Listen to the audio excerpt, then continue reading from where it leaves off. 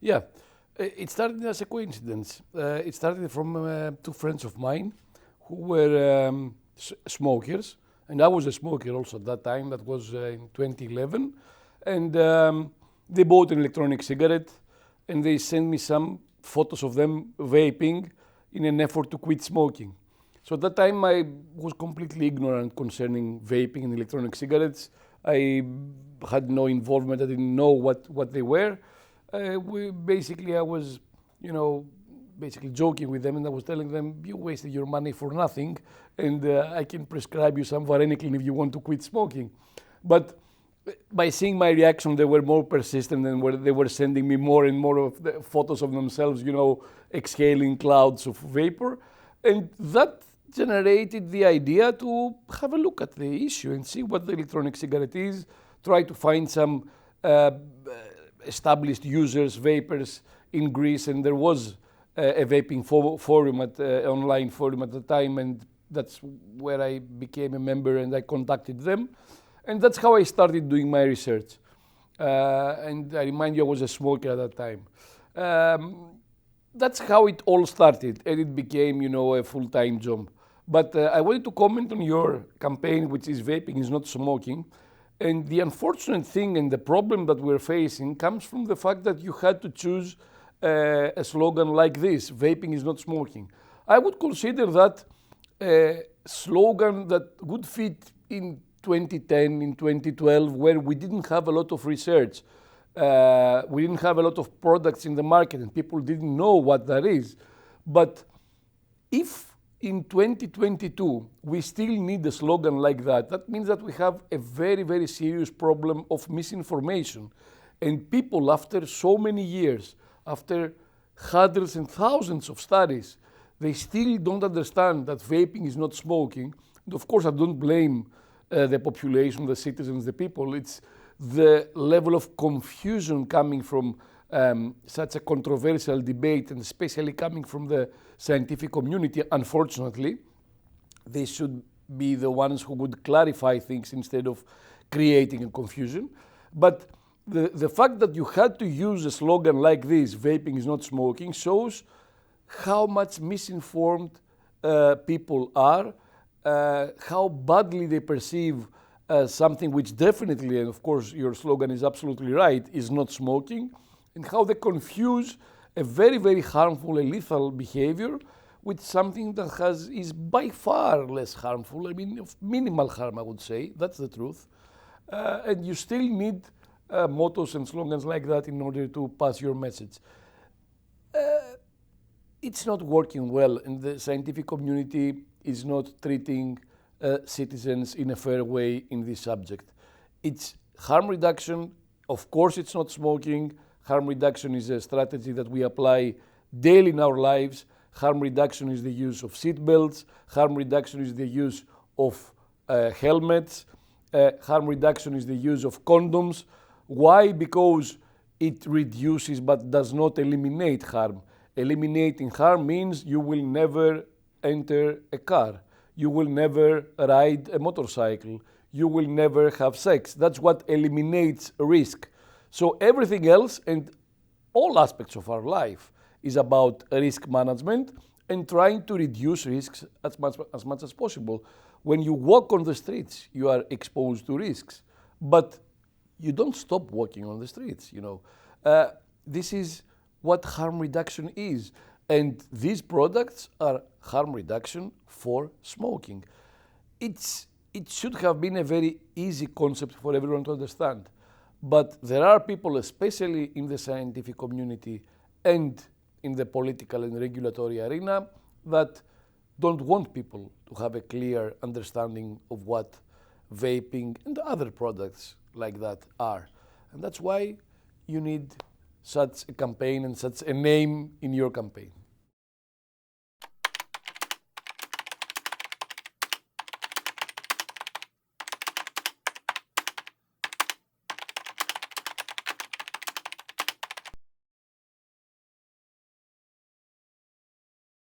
The science, from the scientific community, yeah. And, regulators and politicians, they're not experts in every field. They make decisions or they regulate.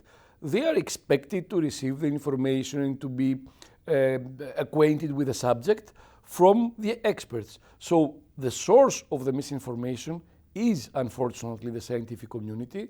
It's the tobacco control, as I call it in my lecture this year at GFN, the tobacco control industry, which is a scientific community, of course, which is providing inappropriate guidance to the regulators, not only to the citizens, to the smokers, but also to the regulators.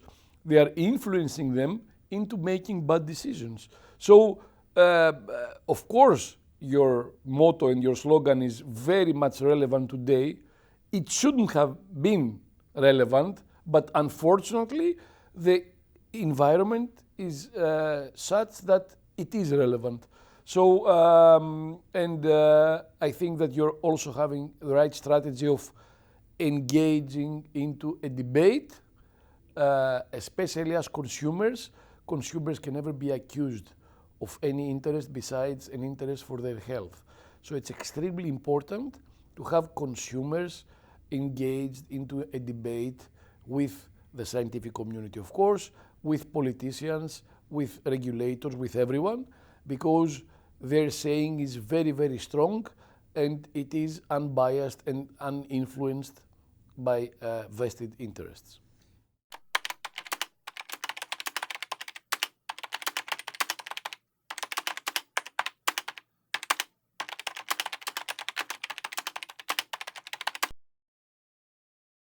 We didn't reject anything. We just replicated the studies. Some studies with results that we found at the minimum very weird. So science means that when you have a result of an experiment, this result is valid as long as it can be replicated by anyone using the same method, the same tools, the same approach. So what we did is replicate studies.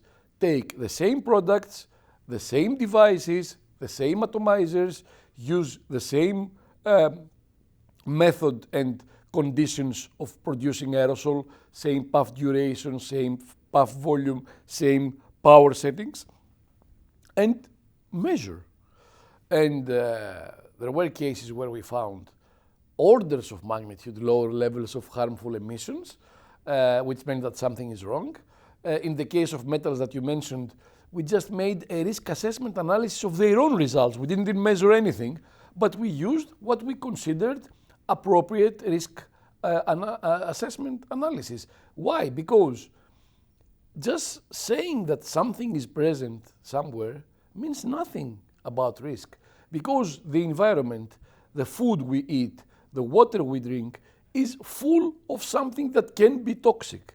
But toxicity is defined by the amount of exposure. This is an old saying by Paracelsus, who is the father of toxicology, 500 years ago. No, 400 years ago. But it's something well known. So it's the amount of exposure that dictates the toxicity of a compound, of a chemical. So you may have chemicals which are very hazardous, very dangerous, but at levels that don't cause anything. And this can happen with everything, basically. So just by saying that the X, the Y metal is present in the aerosol means nothing. So we didn't even measure anything ourselves. We just took their results, and in fact we took the worst case scenario, so the highest levels that they found, and we made a risk assessment analysis based on environmental safety limits that are already regulated by the EPA or by other organizations in the US, which are considered safe when they are present in the air and you inhale them. And we found, of course, that for almost all metals, the levels present in the e-cigarette aerosol would result in a daily exposure that is 2, 3, 4 orders of magnitude lower than the safety limits. The only thing that was quite close to the safety limits was, if I remember well, nickel, which again, taking the worst result, it was something like 10 or 15 times lower than the recommended safety limit by US organizations. So, you can easily create fear by just mentioning some names of chemicals, metals, or whatever. But if you don't provide the context, the true context, which means what does this number mean when you get exposed daily? What does this number mean compared to safety limits? You're not giving information, you're misinforming. So that was a case where we didn't even replicate anything. We said, okay, you measured them and everything is right. But let's see what do these measurements mean in terms of risk. And we did the risk assessment analysis that you mentioned with Professor Brother-Odu.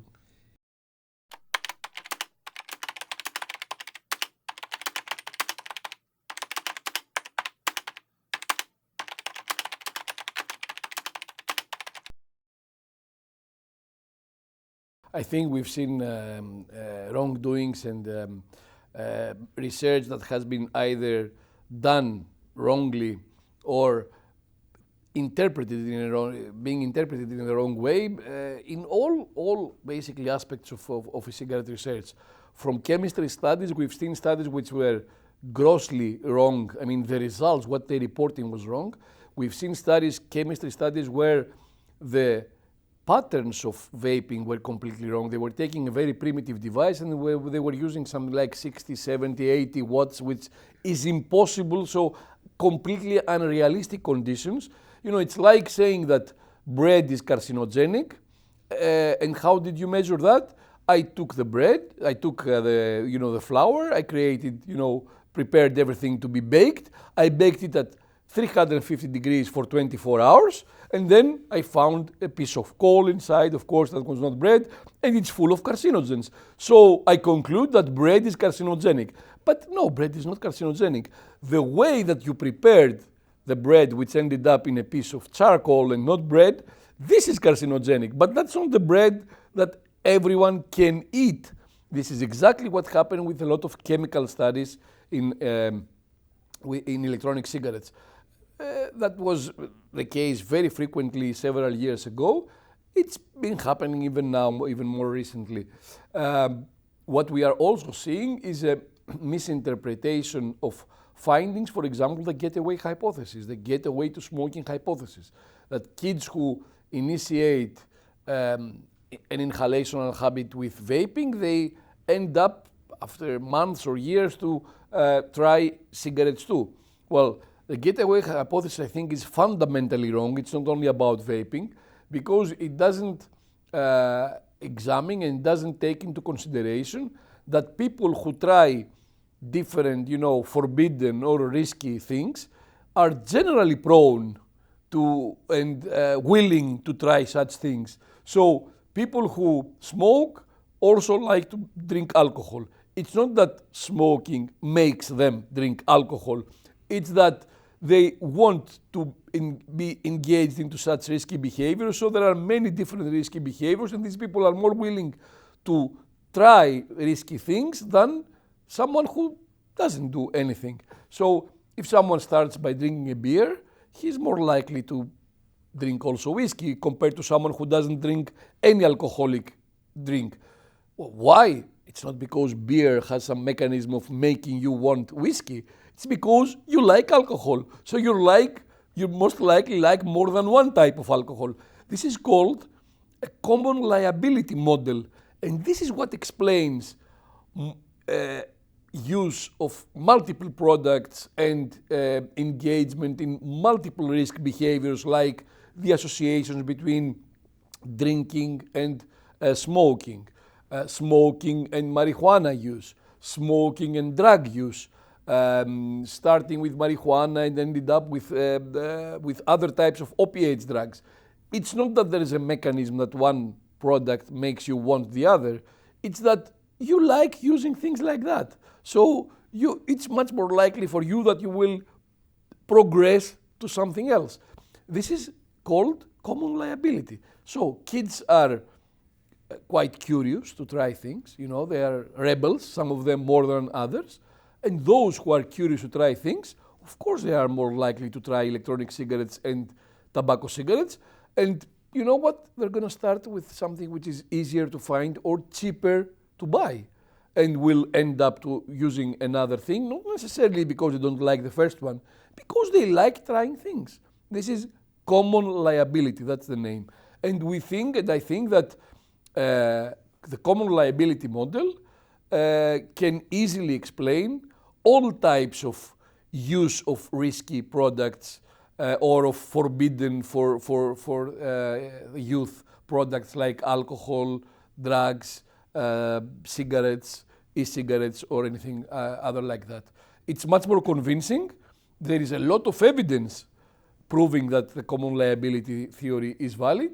And those people who discuss about gateway to smoking have no idea about common liability and or don't want to accept common liability.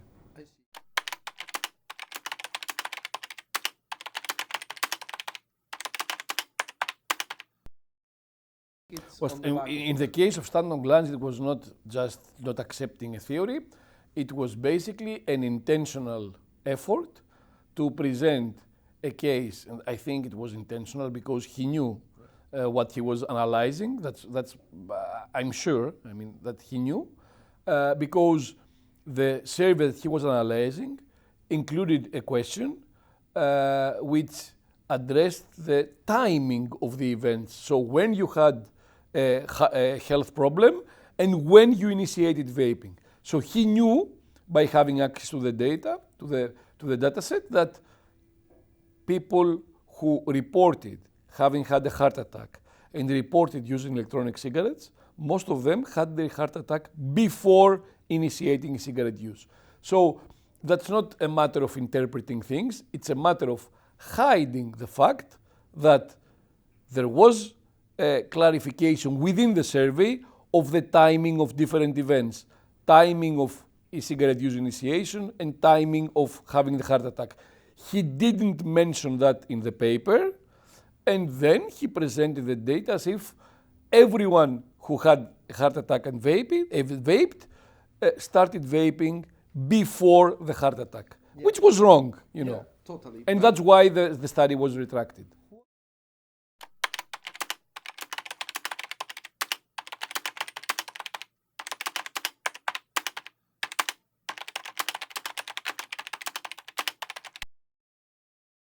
And there are many reasons, you know, some individuals may do it for one reason, some others for something else, but overall, as a community, as an industry, as an organization which contains both individual scientists but also health organizations like the WHO, the CDC, the FDA, all are part of the tobacco control movement. In reality, this is what I presented this year in the Michael Russell oration. It's, I think, the power of authoritarianism that we make the decisions, we know better than anyone else.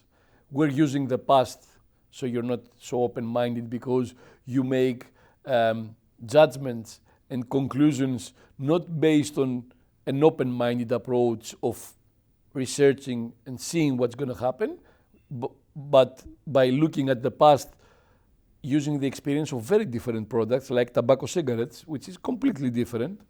So not being open-minded, having an authoritarian approach that we know better than everyone, we are the sole owners of truth, of morality, we know what is just, what is unjust, what is justice, what is injustice, and we can take the decisions for you because we know better than you about you.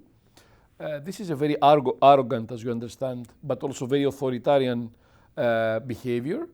At the same time, however, they fail to understand and to respect individuality, personality, the unique personality of everyone, the undisputed right of everyone to make informed choices, to take matters of their health in their own hands and decide by themselves, and they're doing that through their, the tobacco control movement is preventing that and is disrespecting all these things because they have a prohibitory agenda. It's not only that they are misinforming people, it's that their goal is to ban these products or if not ban, because in some cases it's not even legally possible to ban them, but to make them as unappealing and restrict their access as much as possible so that people will not have access to them. So this prohibitory agenda, in my opinion, is highly unethical. It is based on the theory that they are the sole owners of ethics, the only people who know what we should do and how we should manage this matter, the matter of smoking. And I think it ends up being a strongly philosophical and sociological matter rather than a scientific matter, because the science now, I mean, after so many years, the science is there. It's undisputed when you look at the relative risk. Of course, there are some residual risks. Of course, we need to continue doing the research, but there is no debate on whether it's a higher, equal, or lower risk product compared to smoking. There is no dispute on that.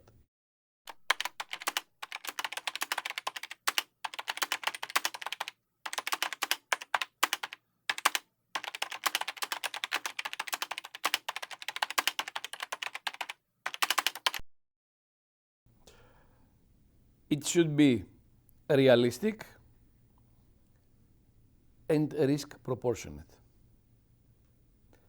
And in order to be realistic and risk proportionate, it should be, and that's very important what you said that they decided in Chile, it should be very different from the regulation of tobacco cigarettes. If you want to have realistic, pragmatic and risk proportionate regulation for these products, there is such a vast difference in the level of risk that you cannot apply the tobacco regulation for these products. You have to have a separate regulation. So what you said, separating the waters, is exactly the right approach, because that's the only way that you're going to apply the risk proportionate rule, which is crucial and is what regulators do for everything. You know, you apply heavier restrictions when the risk is higher. You apply lower restrictions or even no restrictions when there is very low or even zero risk. That's common sense. In order to do that with these products, there is such a big difference in the risk profile of these products compared to smoking that it's impossible to use the regulation prepared for the most lethal product and believe that you can prepare the right regulatory framework using this legislation for the least harmful product, which has a huge gap in a huge difference in risk. So we need to have separate regulation, treat them separately, always as consumer products, and apply the risk proportionate principle and not the precautionary better safe than sorry principle, which is highly problematic, because if you want to protect the status quo, and the status quo in all these countries is smoking and tobacco cigarettes, then you should always use the argument of uncertainty. We will never be certain. Let me tell you that even in 100 years, someone is going to tell you, yeah, but in the next 50 years, something else will happen. We will never be absolutely certain, and we are never absolutely certain for anything we do, we use, and we regulate. We don't need to be absolutely certain. But so the precautionary principle cannot be used. Why? For two reasons. First of all, you cannot base everything on uncertainty. And second of all, you already have very high risk in the society because this is a product that addresses smoking. It's not a product that we just want to be introduced as a consumer product for everyone. It has strong, positive public health prospects because it is used as a smoking substitute. So inaction or use of the precautionary principle, abuse of the precautionary principle, is equals to higher risk. Inaction and protection of the status quo is risk that people are facing now and have been facing for many years. So I'm glad to hear that the Chilean government decided to have separate regulation. Now the important thing is that how differently they're going to treat the e-cigarettes compared to tobacco cigarettes, but it's still a very strong positive sign that they realize that they are something different. Because the easiest thing that everyone does is consider them tobacco products based on a legality that if a product contains anything coming from tobacco, it's a tobacco product. And as I wrote in 2014, using this logic, you must consider biodiesel as a vegetable product and sell it in grocery stores because it's coming from plants. But of course, it's not a vegetable product, and of course, it shouldn't be sold in grocery stores. You can't apply such logic. It doesn't make sense. It doesn't make sense, not even from a scientific perspective. It's just a legal trick. It shouldn't be used for products like electronic cigarettes.